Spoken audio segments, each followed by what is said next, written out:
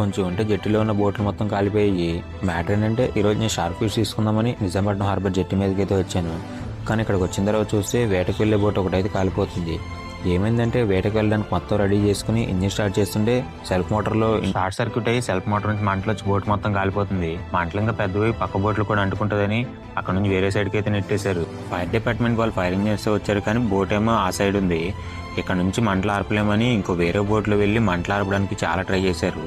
అప్పటికే సగం పైగా కాలిపోయింది బోటు. వాళ్ళు వేటకు వెళ్ళడానికి అన్ని రెడీ చేశారు కాబట్టి అందులో ఒక 200 నుంచి 300 లీటర్స్ డీజిల్ ఉండొచ్చు అంటున్నారు. 2 ట్యాంక్స్ ఫుల్ గా డీజిల్ ఫిల్ చేశారంట. ఈ బోట్ ఓనర్ చాలా లాస్ అయి ఉంటాడు. ఆ బోట్ ప్రైస్ ఒక 40 lakhs అలా ఉండొచ్చు. కానీ బోట్ కి ఇన్సూరెన్స్ ఏమైనా ఉంటే కొంచెం లాస్ కవర్ అవుతుంది. నిన్న జాంటూ కాలిన బోట్ వాళ్ళ బ్రదర్ బోట్ లో ఒక వ్యక్తి ఫ్యాన్ కి ఏదో చిక్కుకుందని బోట్ కింద ములిగితే పైకి లేగలేదు, చనిపోయాడు. బాడీ అయితే 24 hours తేలొచ్చంట. బాడీ దొరికిన వెంటనే ఇంకో వీడియో అప్లోడ్ చేస్తాను. న్యూ ఇయర్ స్టార్టింగ్ లోనే ఇన్ని ప్రమాదాలు జరిగినాయి అంటే ఇంకా ఈ ఇయర్ మొత్తం ఎలా ఉంటుందో ఏంటో. ఇంతే మామ ఈరోజు వీడియో అయితే. లైక్, షేర్, ఫాలో మర్చిపోకు.